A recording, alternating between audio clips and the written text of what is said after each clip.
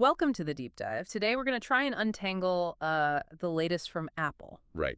There's a lot going on. AI, hardware stuff, new software. Exactly. We've got this mix of actual news and some, pretty informed speculation. Our Yeah. goal here is really to cut through all the noise Yeah, and give you a clear sense of the bigger picture. See how these different threads actually connect up. because it's easy to get lost in just the headlines. We want to show the underlying strategy, right? How does this AI push affect, say, their chips? And then how does that shape the iOS you'll be using? Precisely. It's not just a list of features. Okay, so let's unpack it. We're going to dive into Apple maybe using AI in Safari search. We'll look at some chip developments, Yeah.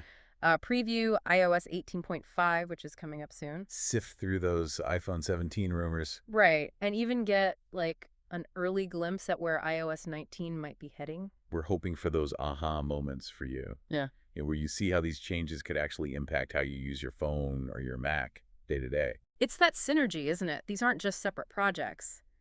The silicon advances enable the AI, which enables new experiences. Exactly. It all feeds into each other. Okay, let's start with something that's definitely got people talking.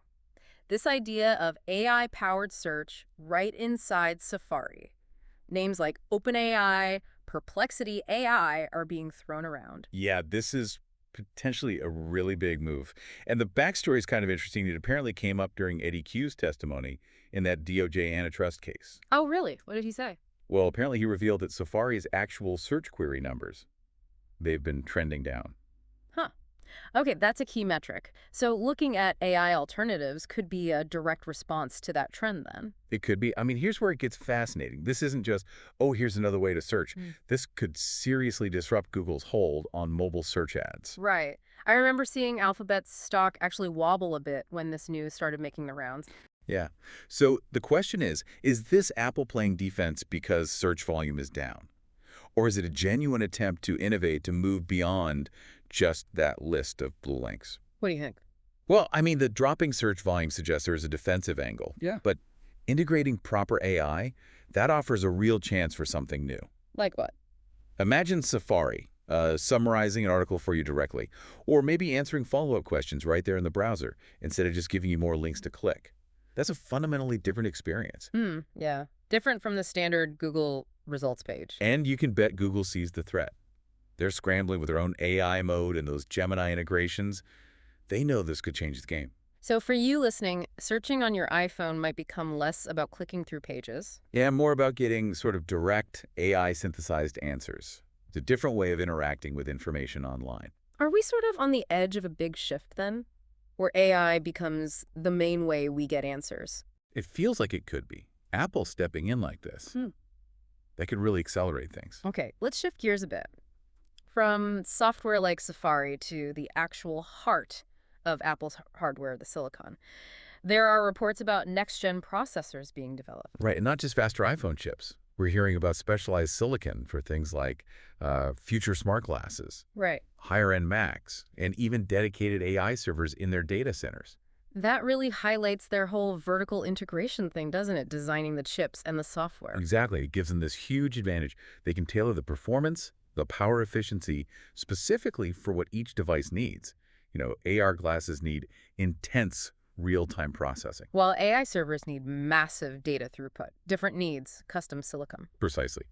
So the potential benefits are pretty clear. Think about maybe much better battery life on something like the Vision Pro. That's a big one. Oh yeah, definitely. Early adopters would love that. And also just higher throughput, basically faster processing for all those complex AI tasks happening right on your device, not necessarily in the cloud. And if we connect this back to the AI search idea, maybe these dedicated AI servers help power more advanced on-device AI across all their products. It could. Maybe enabling things like real-time video analysis on your phone or super personalized recommendations without sending your data off somewhere. It's about building the infrastructure. Right, for AR, VR, AI services, they're future ambitions. So for you, the listener, future Apple stuff could just feel faster, more capable, and hopefully more power efficient too. Okay, speaking of the more immediate future, iOS 18.5, it's apparently hitting developer devices next week. Yeah, these point releases like 18.5, 18.6, they might not get the huge fanfare of a major iOS launch, Like iOS 19 will. right? But they often contain some really useful tweaks and sometimes surprising new features. There are about 5 things to watch for in 18.5. Okay, what have we got? I heard something about mail app refinements. Those specifics seem a bit thin on the ground there. Yeah, details are scarce on mail. But we are expecting a new Pride wallpaper. That's pretty standard for them, part of their, inclusion efforts. Okay. What else? More practically, maybe enhanced screen time notifications. The idea is apparently to give you a bit more control, maybe help curb that late-night doom scrolling. Huh. Yeah, many of us could probably use that. Definitely. But here's one that sounds genuinely useful, maybe even a game changer for some. Seamless buy with iPhone support for Apple TV purchases. Okay. But here's the key bit. Hmm.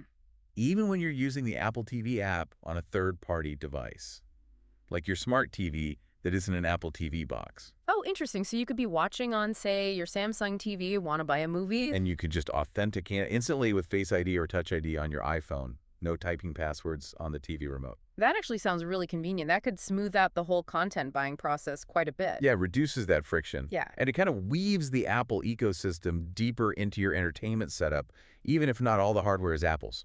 It reinforces that strategy of making their services widely available. Exactly. It's smart. Makes the services stickier even on competitor platforms. Yeah. So yeah, if you use Apple TV stuff on various TVs, this could be a nice little upgrade for you.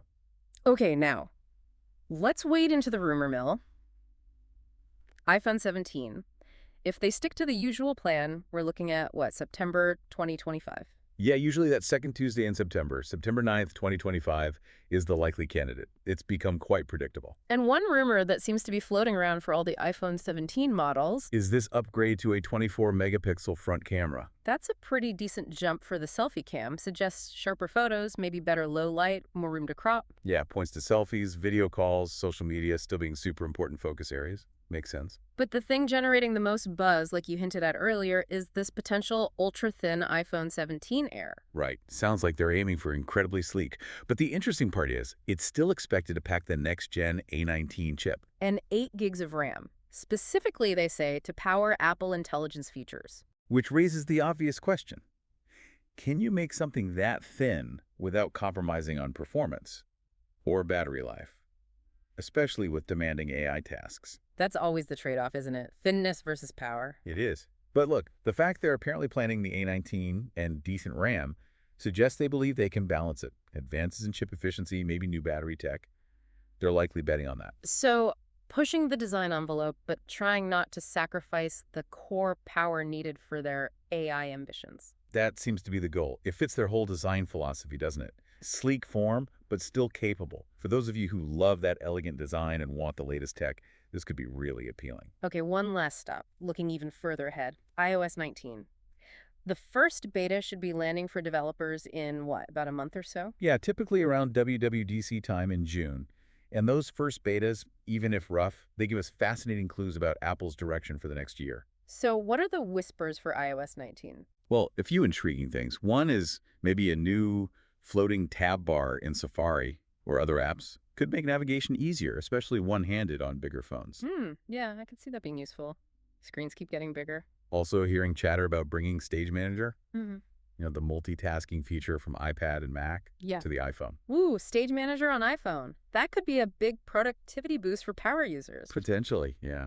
And another big one, possibly game-changing for messaging. Mm-hmm. End-to-end RCS encryption. Finally, bridging that green bubble blue bubble gap, at least in terms of security and some features. That would be a huge step. Improving messaging with Android users, Mm. making it more secure, more reliable. A lot of people have wanted this for a long time. Definitely. What else? Okay, this one sounds almost sci-fi. Live translate, but happening directly through your AirPods. Whoa. Like real-time translation right in your ear. That seems to be the idea. Imagine traveling, talking to someone in another language, and just hearing the translation seamlessly. The implications for that. Travel, international, business, just communication. That's massive if they pull it off well. Absolutely world-changing potential there. And lastly, it sounds like the health app might be getting a significant revamp. Okay, Apple continues to invest heavily in health and wellness. What might a revamp look like? Hard to say for sure, but probably better ways to track data, maybe integrate with more devices, offer more personalized insights based on your health metrics. Makes sense. So these early iOS 19 hints, They suggest a focus on usability, better communication across platforms, and leveraging tech like AI for really practical, maybe even futuristic applications. Yeah, paints an ambitious picture. So let's try and pull all these threads together. We've covered a lot. Apple potentially jumping into AI search in Safari. Their custom silicon development for glasses, Macs, AI servers, The immediate updates coming in iOS 18.5. those iPhone 17 rumors, especially the thin model. And this early peek at some potentially big features in iOS 19, like RCS and live translation. And when you step back and look at it all, you see this pattern, right? Apple pushing hard on AI integration, Mhm. maybe even into core things like search. Building the specialized hardware needed to power future stuff like AR and more advanced AI. And constantly tweaking the software, iOS, iPadOS, macOS, to make the experience smoother, more powerful, more integrated. It's all connected. So here's a final thought for you to chew on. How might AI being deeply woven into something as basic as search actually change how you find information? Or even what information you end up seeing and, trusting? And with these specialized chips, what totally new kinds of devices or experiences could they unlock down the road? Things we maybe can't even properly imagine yet. And finally, thinking about all the features we talked about, the definite ones in 18.5, the rumored ones for iPhone 17 and iOS 19, which one gets you most excited? And what does that maybe tell you about how you use technology or what you want from it next? Lots to think about there. Definitely. Thanks for diving deep with us today.